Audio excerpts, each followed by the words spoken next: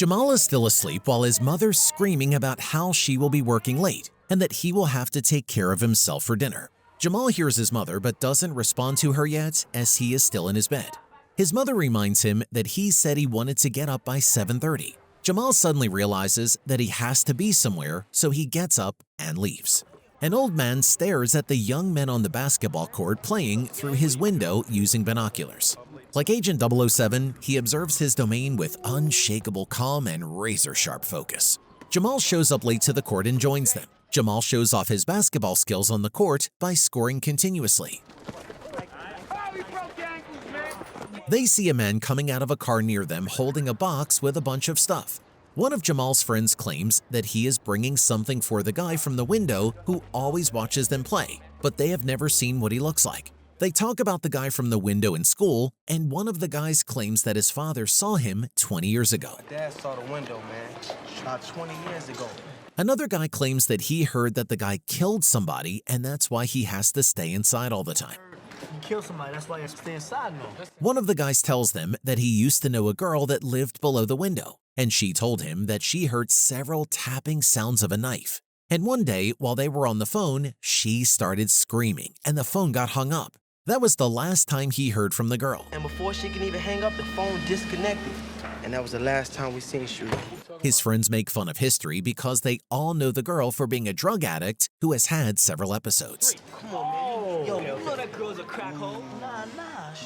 The guy asks Jamal if he believes him, but Jamal makes fun of him like the rest of the guys, saying it's just an old man staring from a window. The guy dares Jamal to go up to the house and prove it if he is so confident that there's no such thing there. Right.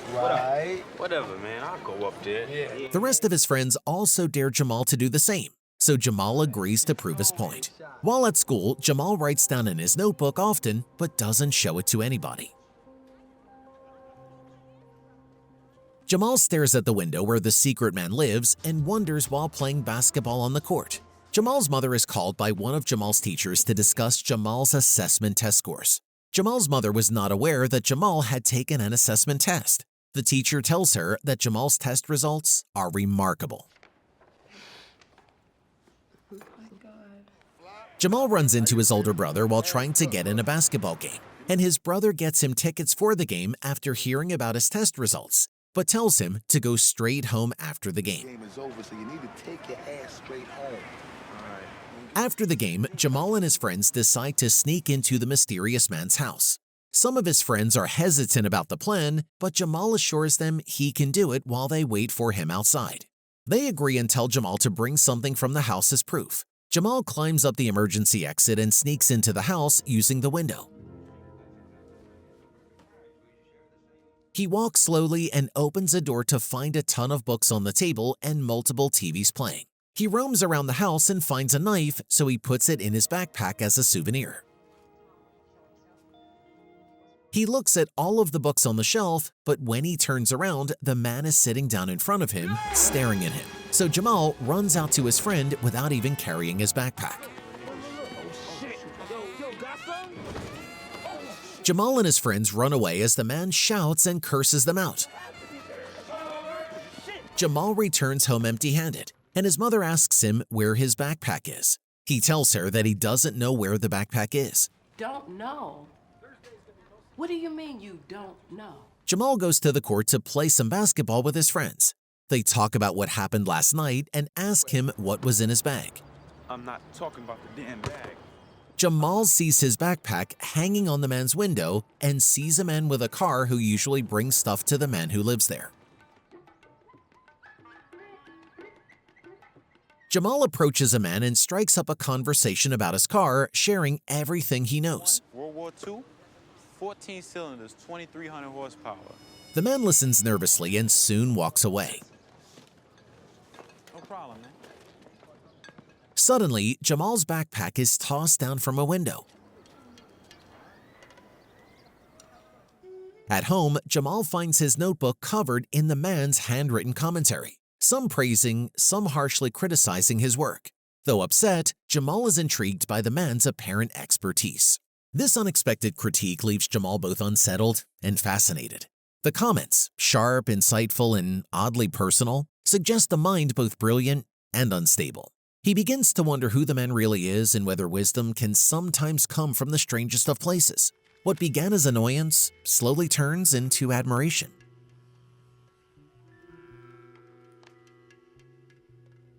Later on, Jamal goes to the man's house and knocks on the door. The man opens a peephole and closes it just as Jamal tries to explain why he was in his house the other day. This dead thing me and my boys do. The man opens the peephole again, and Jamal asks the man if he can review his other works or if he can write a new one and he can review it. I could bring you some more of my stuff, or maybe I could write something else. The man sarcastically tells him to write a novel with 5,000 words on why he should stay away from his house. Jamal takes it to heart and starts writing what he was told. After he is finished, he comes by the man's house to drop it off. Take your goddamn hand off my door. Even though the man seems unwelcoming, Jamal leaves his writing on the man's door and leaves.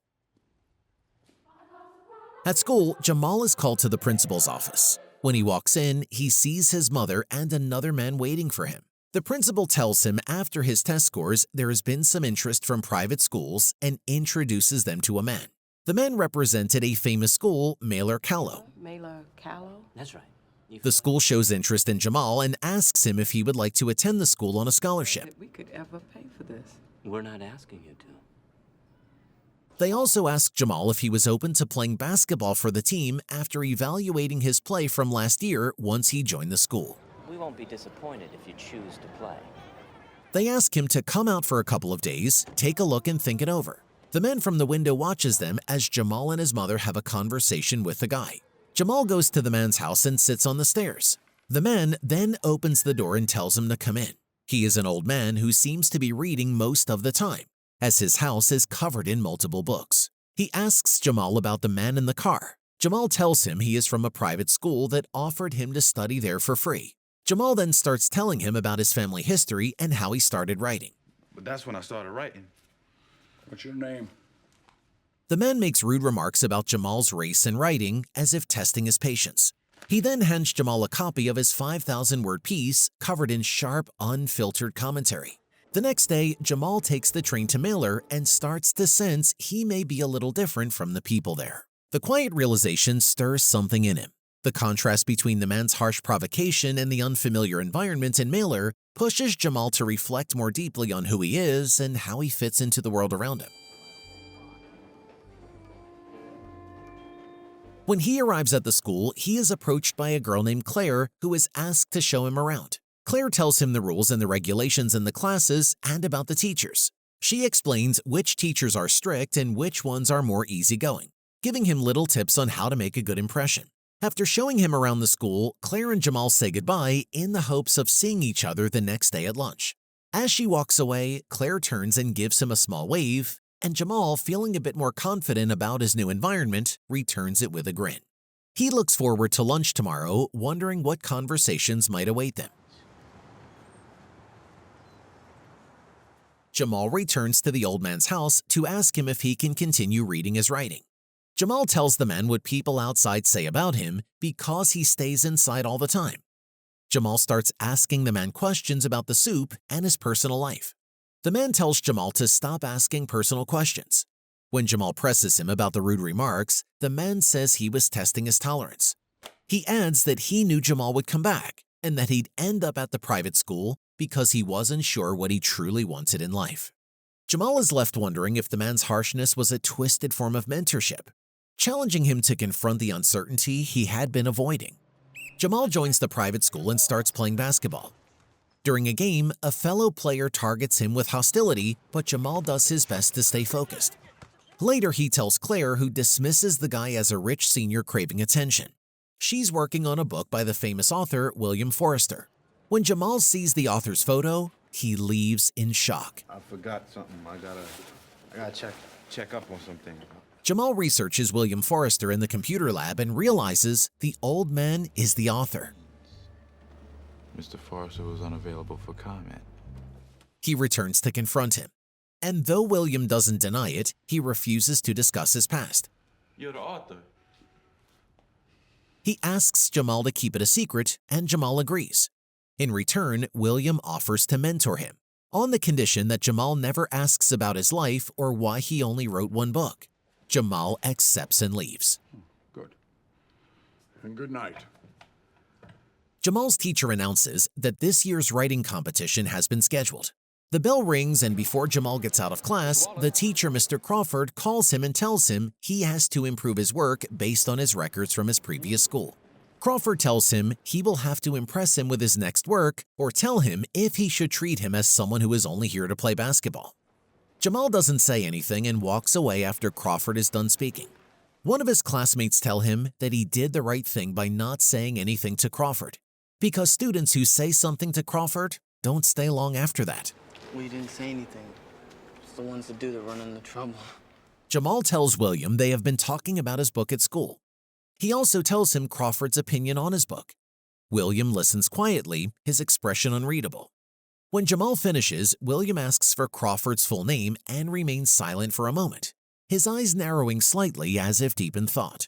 There's tension in the room now, but Jamal can't quite tell what William is thinking. Just then, William's messenger arrives with books, papers, and socks, placing them neatly on the table before leaving with a nod. Jamal notices William using a different name with him, which catches him off guard. How you doing, Mr. Johansson? Mr. Johansson? The essentials are in... It's a small moment, but it lingers with Jamal. The use of a different name suggests that William is hiding more than just his past as a writer. He's living behind layers, identities, and secrets. Why are your socks inside out? Because socks are badly designed. William asks Jamal if he wants to impress Crawford and starts to work on his typewriter. He asks Jamal to do the same and write. William teaches Jamal that the first rule of writing is not thinking and writing his first draft with his heart, then rewrite with his head. He hands Jamal a page of his first draft that he typed while talking to him. To write. Not to think. Jamal is impressed by William, but when it's time to write his first draft, he becomes stuck and spends hours sitting in front of the typewriter. William then hands him one of his drafts and tells him to simply start to type it to make his flow start. And when he finally feels his own words start typing on their own, Jamal starts typing and starts writing his own words with his ideas as William gives his approval. Yes! You're the man now, dog. By the time Jamal is done, William is asleep, and just as he is about to leave with the writing he did, William stops him and tells him whatever they write in this apartment stays in this apartment. So Jamal leaves the writing on the desk and leaves. He then continues writing on his own, even though his house isn't the best environment to stay focused on. While Jamal is playing basketball at school, he gets into a fight with the same guy who was giving him a hard time on his first day here. Hey, gentlemen. Our season begins in 1 week. The coach makes them shoot hoops until one of them loses, even though it is a tight score. Jamal scored higher, and the loser had to do runs. Crawford calls Jamal to his office and informs him there has been quite a bit of improvement from his last work. While watching TV together, Jamal tells William that Crawford wasn't exactly full of praise as he expected. William tells him that Crawford took a job as a teacher when his book didn't get published years ago. So instead of writing himself, he decided to teach others how to write.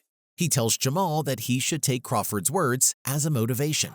Jamal plays well in his game and scores big. Afterward, his friend invites him to hang out, but Jamal declines as he's invited to a school party. At the party, Jamal meets influential people, but Claire pulls him aside to explain the typical dynamics. He learns it's her house, and they talk about his life and friends. Jamal shows Claire how to play basketball, and they begin to grow closer. This shift in their relationship shows Jamal stepping into new social circles while still holding onto his roots, creating a blend of worlds that complicates his path forward. Dribble. Okay. Like. Claire's father interrupted them, and Jamal could see his clear disapproval of their relationship. William continues to give Jamal mentorship on his writing, and their friendship grows as they spend more and more time together. Jamal asks William if he has gotten married. William tells him he hasn't, but gives him advice on how to win Claire's heart. William tells him a way to a woman's heart is an unexpected gift at an unexpected time. So Jamal gives Claire a gift. It is a signed copy of William's book. Claire thanks Jamal for the gift, but refuses to accept it due to it being expensive. Jamal insists on her keeping it and reassures her it didn't cost him a fortune. Claire asks Jamal if he was trying to indicate something the other night when he was showing her how to play basketball. Jamal tells her to forget about it because of her dad's reaction to Jamal. I'm not asking for some kind of prenuptial agreement here. It's just a question. Jamal keeps on playing basketball and scoring for the team each time. Crawford claims to his colleague that he thinks Jamal didn't write his assignments because the improvement in his writing looks too good to be true. Crawford says he is a basketball player from the Bronx, and there is no way he is this good at writing. Not this good. William tells Jamal he stopped at one book because he hated how critics interpreted it. Jamal sees a photo album of William's family and time during the World War, feeling sorry for him. Later, Jamal convinces William to attend a basketball game where William wears a hat and glasses to remain unrecognizable. The outing proves difficult for William, who grows tense being around so many people after so long. The noise and energy of the crowd overwhelm him, and when they get separated, William's anxiety intensifies. It's clear that the public world he's avoided for years is not one he's ready to re-enter. His discomfort speaks volumes about the isolation he's lived in, hinting at deep scars that Jamal only begins to understand. Jamal calls out for William, but he can't find him. William couldn't take the crowd anymore and hid to escape the noise. Jamal later finds him and takes him back, but first, he takes him to a stadium William used to visit with his brother. Why did you bring me here? Jamal learns that today is William's birthday and wants to relive those memories with him. I looked it up in the almanac. William remembers coming here for every game with his brother before the war. Afterward, his brother drifted, turning to alcohol. One night, after William refused a ride from him, his brother drove alone and got into a fatal accident. While William was at the hospital, a nurse brought up his book, and William hated that she mentioned it while his brother lay dying. This poignant moment reveals how deeply the war and its aftermath have affected William, shaping not just his life, but his relationship with the world around him, and offering Jamal a glimpse into the painful past he's kept hidden. After that, everything changed for William. Within 5 months, he buried his brother, his mother, and his father. William thanks Jamal for the entire night. His older brother waited for him outside. It was with the help of his brother that he was able to get to the stadium that late. When his brother asks him who the man is, he tells him he is his teacher. He's my teacher. Jamal is summoned by Crawford, who says he should visit him. Crawford tells him they need to have a very honest discussion about his writing. Jamal is confused because he thought he liked his work, but Crawford tells him his work is almost too good and that he believes he didn't write it himself. For Jamal's next assignment, Crawford insists that Jamal come to his office and do his writing there in front of him. In the meantime, if there's anything you wish to talk about. Jamal gets pissed about Crawford's reaction and tells William. William tells him about what happened to Crawford's book. Crawford wrote a book about 4 authors who knew how to write correctly, and William was the only one still alive.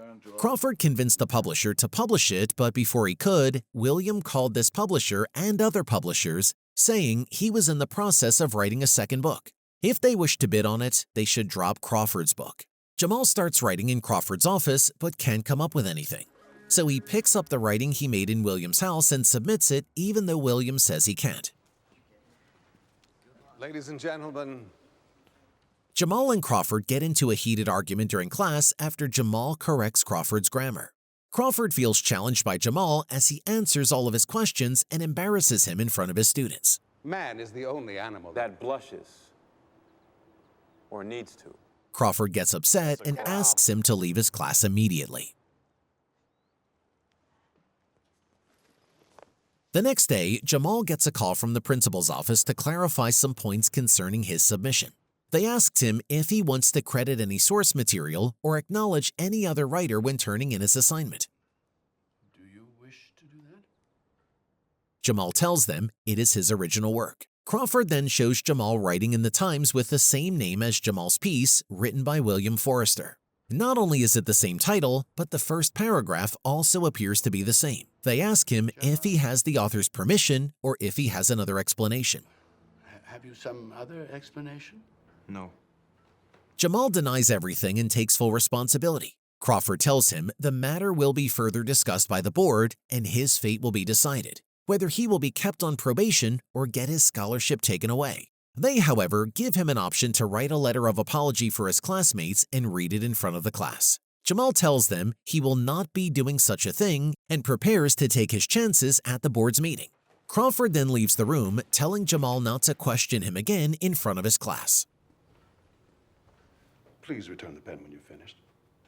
Jamal goes over to Williams and asks why he had him rewrite something he has published. Jamal tells him he has submitted it and now he's in trouble. William advises him to write the letter of apology, but Jamal refuses to. William and Jamal get into a heated argument and Jamal leaves. Claire's father makes Jamal an offer. If he helps them win the basketball tournament, he will be excused from facing a board meeting that could seal his fate. Jamal, desperate for the chance to avoid the consequences, agrees. He steps onto the court with determination. The game is tight with both teams battling for the lead. As the final moments tick away, the opposing team pulls ahead by a slim margin. Jamal gets the chance to take the game-winning shot, but under the pressure he misses, and his team loses. This moment of defeat brings out a complex mix of frustration and realization, showing Jamal that sometimes, no matter how hard we try, we can control the outcome. It forces him to confront the weight of external pressure and what it means to fail under the eyes of those who hold power over him. Jamal gets home and writes William a letter after the game. Jamal's older brother finds the letter and gives it to William, telling him about what the school decided on Jamal's fate. It is finally the writing competition day and other students present their works. Unexpectedly, William shows up to the competition asking to read something. The crowd is surprised by how a famous writer like him attended this event. William reads his writing and gives the students some words of wisdom. Crawford thanks William for his unexpected visit and praises him. William tells him he is here in the place of Jamal, who is denied this chance. The writing he just praised is none other than Jamal's. William tells everyone Jamal kept his secret and that he had William's permission in his writing. Everyone applauds for Jamal, while Crawford is still not convinced about the situation. Quiet, please. That has no bearing. One of the board members stops Crawford and decides to excuse Jamal from the board meeting. Jamal leaves the scenery full of pride with his reputation intact. William and Jamal parted ways for good, but still kept on writing to each other. Jamal gets many college requests from different colleges in his senior year. One day he gets called to the office and Jamal thinks it's just another college request for him. But the man tells him he is William's lawyer. The man tells Jamal that William has sadly passed away after years of battling with cancer. They found it a couple years ago. William left his literary works and his apartment to Jamal. He gave him everything he had in his name, including the unpublished books that will get him a lot of money if published. Jamal reads the final words of William from the letter he wrote him. Jamal kept William's words in his mind and reminisced about the time they had together. He starts playing basketball with his friends just like in the old days while he pursues his writing.